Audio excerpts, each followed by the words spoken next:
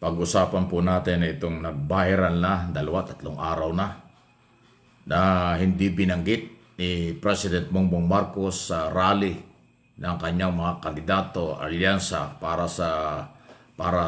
sa bagong Pilipinas, ang kanyang kapatid na si Senador Amy Marcos. Okay? Simple lang, pero yan po yung masasabi nating banat ni Pangulong Marcos. Ito ay matapos nga po na magsagawa ng public hearing ang Committee on Foreign Relations ni Senador Amy Marcos at kanyang kinu-question ang ginawa ng gobyerno. Wala daw due process at tinuturing pa nilang illegal ang pag-aresto kay Duterte. Actually, sa akin pong tingin tahasang ang tinitira dito ni Amy Marcos doon sa kanyang mga statement na para daw tayo ay magiging probinsya na ng Netherlands o ng bansa kung saan nandun ang ICC. Ang pinatatamaan dyan ay ang Pangulo. Kasi pag sinabi mo na tayo ay parang probinsya na ng kinalalagyan ng ICC, ay ang niyuyurakan dito sa ganyang statement ay ang Pangulo ng bansa. Ay ang Pangulo ay si BBM, kapatid ni Amy. Kaya yung hearing na ginawa ni Amy, hindi yan nakatulong para sa kanya. Hindi nakatulong yan para sa mga DDS at Duterte. Sa halip, nakasira sa gobyerno at nakasira sa ating Pangulo. Kaya hindi natin masisisi na yung simpleng banat, batikos, or hindi pagbanggit at sinabi ng Pangulo na suportahan ninyo sa darating na eleksyon yung kanyang 11 kandidato o 10 daw hanggang 11. Ibig sabihin, meron ng 2 na gusto niyang tanggalin. Nasa pantahan ng iba, hindi lang si Amy. Baka daw yung isang Villar, si Camille Villar, nadamay na. Kasi sabi ng Pangulo, 10 hanggang 11 lang ang aking kandidato. At nga binanggit ng mga pangalan. So, 2. Kaya posibleng Villar at Amy ang hindi binanggit na posibleng ayaw ng Pangulo. Kasi iba nga ang galaw ng mga yan. Pro Duterte kahit anong mangyari. From day 1 naman, sinabi ko, hindi po ako nagkamali. Dito sa aking channel, kung kayo po ay nakatutok dito, madalas, sinabi ko na, noong una pa lang na i-announce ni Pangulong Marcos ang kanyang 12 kandidato, bago nagsimula ang kampanya, sabi ko, hindi ko ibuboto lahat ang kandidato ng Pangulo. Hindi ako kontento at hindi ako masaya at hindi ako naniniwala na karapat-dapat nating iboto ang lahat ng kandidato ni Pangulong Marcos. Masintabi na po sa mga Marcos supporters, followers.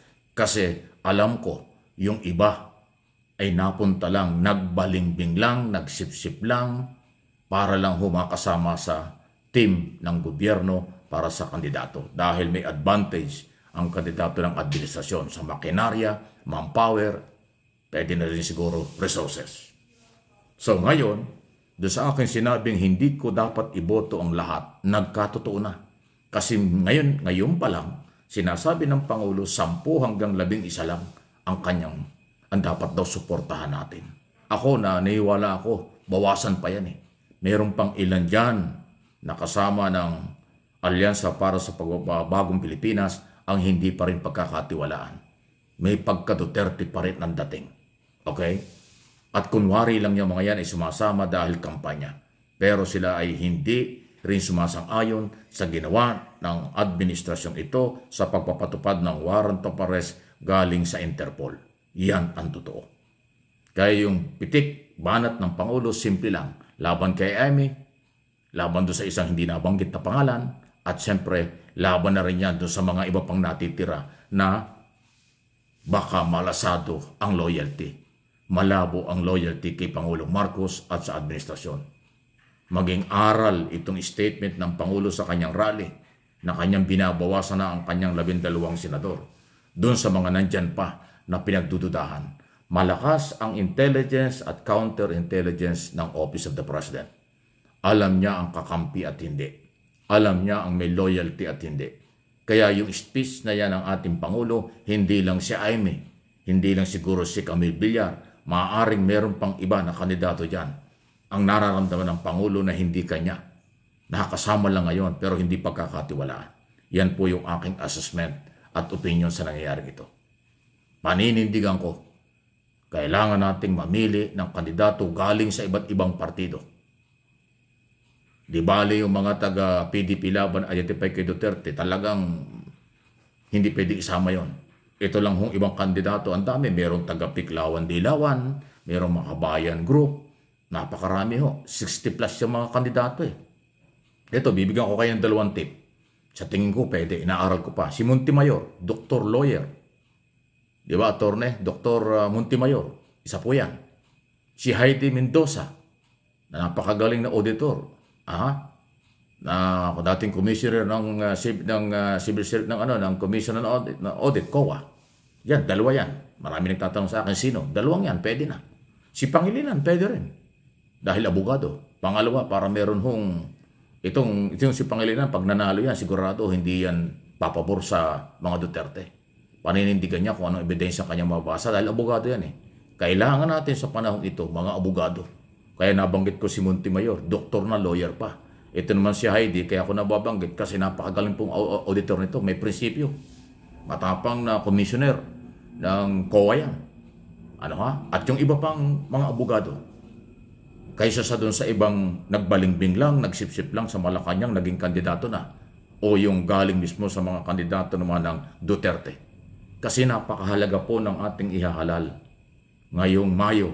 Dahil po ang trial definitely ay sa next Congress na. Bagong komposisyon ng Kongreso at Senado. Ang Senado ang magiging senador judge. Itong mga graduating at itong iba pang mga senador na ngayon ay nandyan at mga kandidato, alam naman natin kung ano ang kailang magiging posisyon. Kahit nga yung mga incumbent senador dyan, lumabas doon sa public hearing ni Amy Marcos na pro-Duterte ang aking tingin sa kanila. So paano natin ibubuto yung mga yan? Ang mga kamag-anak nila. Maging marunong tayo. Kung gusto natin mabigyan ng hustisya ang perang hindi may paliwanag ni Sara Duterte. Kaya mayroong betrayal of public trust. Okay? At balikan ko itong sinasabi ng ating Pangulo. Pasimple lang pero may dating sa mga kandidato at sa mga botante. Pero siyempre, tulungan natin si Pangulong Marcos, tulungan natin sa marami mga ginagawa. Kailang pagdating sa eleksyon, maging marunong kayo, maging marunong tayo. Yun sa tingin natin ay hindi magiging taksil, hindi magiging traidor, yung may loyalty sa gobyerno at sa Pangulo. Baka po hanggang eleksyon lang ang kanilang pagpakikitungo kay Pangulo. Pagkatapos ng eleksyon, iiwanan na. Meron pong ganyan. Kaya maging maingat po tayo. Yun sa tingin natin, maninindigan base sa ebidensya. Maninindigan base sa pagbibigay ng tamang katarungan at justisya sa mga biktima. Ang impeachment, ang biktima rito ay Pilipino na may-ari ng pera. Doon sa article of impeachment, na pagbabanta sa buhay ng Pangulo, First Lady at ng Speaker of the House, mamamayang Pilipino at First Lady ang biktima dyan. Mabuti hindi nangyari. Pero yan po ay isang napakadelikadong banta at mga plano. So, ayan po. Kailangan maging maingat. Sana dagdagan pa or bawasan pa ni Pangulong Marcos yung kanyang mga kandidato. Kasi kung sabi niya 10 hanggang 11, marami pa yon. Meron pa dyan sa loob na hindi dapat pagkatiwalaan. Ayaw ko lang pangalanan. Sa totoo lang po. Yan ang aking observation at pananaw. Please like and share ng video ito.